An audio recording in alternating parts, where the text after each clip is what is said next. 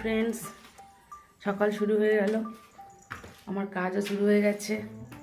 কেচেছি ছোটো বালতির এক বালতি, আস্তে আস্তে শীতের জিনিসগুলো তো তুলতে হবে, সেই জন্য আজকে থেকে শুরু করেছি তোলা।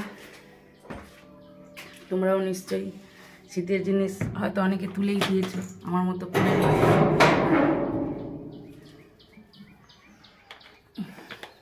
আগে কাচলাম, এবার চান করব। বাবা গেছে বাজারে, ঠাকুরের জিনিস নিয়ে আসলে তবে পুজো করব, তাই জন্য খুব একটা তাড়াহুড়ো করছি না, ধীরে ধীরেই করছি কাজ। তো চলো এগুলো মেলে দিই। আশা করি তোমরা সবাই খুব ভালো আছো, সুস্থ আছো। আমিও ভালো আছি, সুস্থই আছি। আর যদি আমার ভিডিওটা তোমাদের ভালো লেগে থাকে, আজকের ভিডিওটা অবশ্যই সাবস্ক্রাইব করে দিও, লাইক করো, কমেন্ট করো, শেয়ার করো, আমার সঙ্গে থেকো। আর 2-3 দিন ব্লগ দিইনি, ব্লগ রেডি করা ছিল কিন্তু ব্লগ দিইনি। মানে কী বলবো, যে কোনো কাজ করতে গেলেই খুব চাপ থাকে, কোনো কাজটাই ছোট নয়, এটা আমি বুঝলাম। কারণ কয়েকদিন ধরে যে আমি কাপড় করছি, সেটা যে খুব ক্ষুদ্র কাজ তা নয়, তারও একটা চাপ থাকে, তারও একটা ডিসিপ্লিন থাকে, তার একটা টাইম থাকে, সেই টাইমের মধ্যে দিতে হবে। তো একটা ব্লগ বানিয়ে না পুরোটা রেডি করতে, এডিট করতে, পুরোটা রেডি করতে প্রায় 1.25 ঘন্টার মতো সময় লাগে, আমার সময় লাগে। সেই 1 ঘন্টাটা আমি এতে দেবো কি, আমার কাপড়টা শেষ হয় না, টাইম থাকে তো যে এই দিনের মধ্যে দিতে হবে। তো সেই জন্য 2 থেকে 3 দিন আমি ব্লগ দিতে পারিনি, যার জন্য অনেকটা পিছিয়ে যাই। আমি বুঝতে পারি যে তোমরা আমাকে ভুলে যাও, অনেকটা পিছিয়ে যাই, কিন্তু মানে কি করব বুঝতে পারি না। আবারও ভাবি যে যে কাজটা আমি ইউটিউবে শুরু করেছি সেটা আমি কি করে বন্ধ করে দেবো।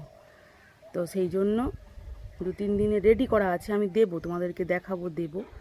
যাই হোক, দেরি হলেও আমি কি করলাম তোমাদের সঙ্গে শেয়ার করা আমার একটা অভ্যাস, নাহলে পেট ভুটভাট করে আমার।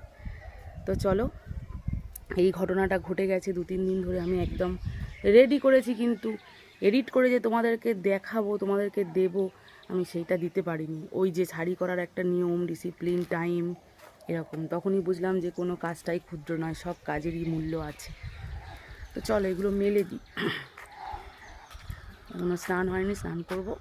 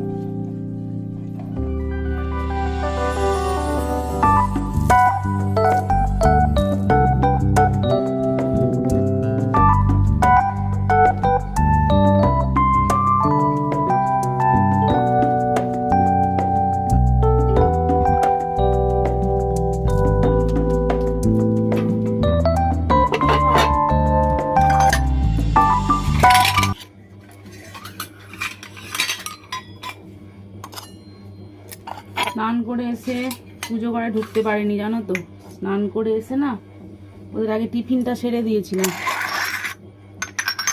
তারপরে এসে পুজো ঘরে ঢুকেছি। কারণ আজকের মঙ্গলবার, অনেকটা দেরি হয়ে যাবে, পুজো করতে দেরি হবে, তো তখন ওদের টিফিনটা করতেও দেরি হয়ে যাবে। ওদের টিফিনটা করে দিয়ে শান্তি করে পুজোটা করবো বলে ঠিক করেছিলাম, তো তাই করছি।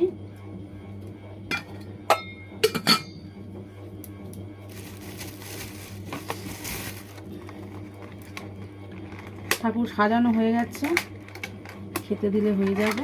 খেতে দিয়ে আর একটু ধূপ প্রদীপ জ্বেলে দেবো। আজকের মঙ্গলবার, সেই জন্য প্রত্যেক মঙ্গলবার বজরংবলীকে লাড্ডু দিই। মা মঙ্গলচণ্ডীরও হয়ে গেল। ওর বাবা এই ভুলটা করে না, প্রত্যেক মঙ্গলবার দিন নিয়ে চলে আসে। আর ইঁদুরের উৎপাত জানো তো এমন হয়েছে, এমনিতে তো প্রদীপ রাখা যায় না, সলতে নিয়ে চলে যায়। তো আমি কি করি, সলতেটাকে, প্রদীপটাকে চুপড়ি চাপা দিয়ে রেখে দিই। আজকের দেখছি সেই চুবড়িও তুলে দিয়েছে, দিয়ে সলতে নিয়ে চলে গেছে জানো, এমন।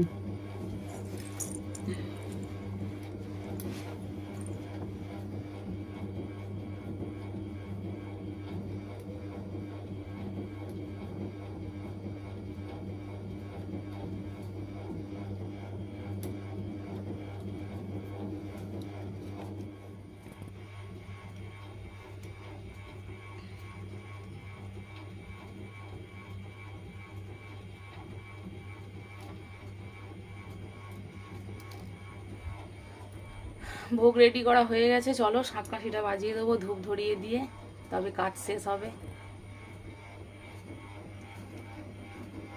গোপাল সোনাকে দেখো বসে আছে সেজে গুজে খাবে বলে, মা মঙ্গল চণ্ডীকে মালা পরিয়েছি, একে ওপরে বজরংবলী আছে ওনাকে মালা পরিয়েছি, মানে সাজিয়েছি, ওর বাবা নিয়ে এসছে। আর গাছে ফুল ফুটেছিল, জবা ফুল ফুটেছিল, সাদা ফুল ফুটেছিল, সেগুলো দিয়ে ওনাদেরকে সাজিয়েছি। চলো ধূপ প্রদীপটা জেলে ফেলি, দেরি হয়ে যাচ্ছে।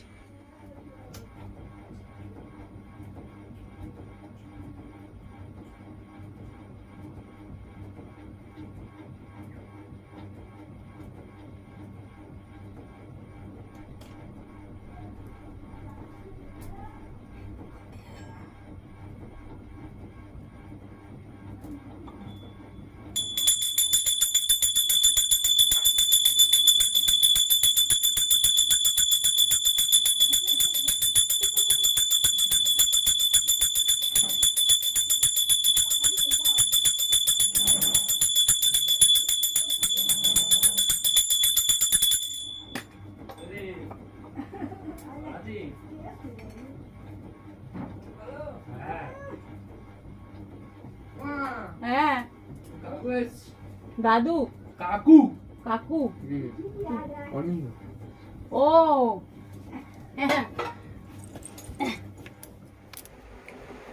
পুজো সেরে এসে চা খেলাম। হ্যাঁ ওনাকে যাওয়া হতে পারে, হ্যাঁ ওনাকে যাওয়া হতে পারে। তারপর ছেলেকে পরোটা করে দিয়েছিলাম, পরোটার সঙ্গে তরকারি দিলাম, একটুখানি ছিল, আমি এই দুটো মুড়ি নিয়ে আর তরকারি দিয়ে খাচ্ছি। খেয়ে তারপরে রান্না করব, মা আনাজ করছে দেখতে পাচ্ছ তোমরা। আজকে শুক্তো হবে আর সয়াবিনের তরকারি হবে। হ্যাঁ রান্নি করবো, ঠিক আছে। আম নিয়ে এসছে নতুন সবজি, চাটনি করতে বলছে, ঠিক আছে। এই শুরু হলো আম দিয়ে টক ডাল। ভাত বসিয়ে দিয়েছি উনুনে, মা আনাজ কুটে রেখে দিয়েছে, এটা ভাবছি গ্যাসে করব, দেরি হয়ে যাবে। ওর বাবা আজকে খেয়ে বেরোবে তাড়াতাড়ি, 4টের সময় বেরোবে, একটু খেয়ে দিয়ে রেস্ট নেবে।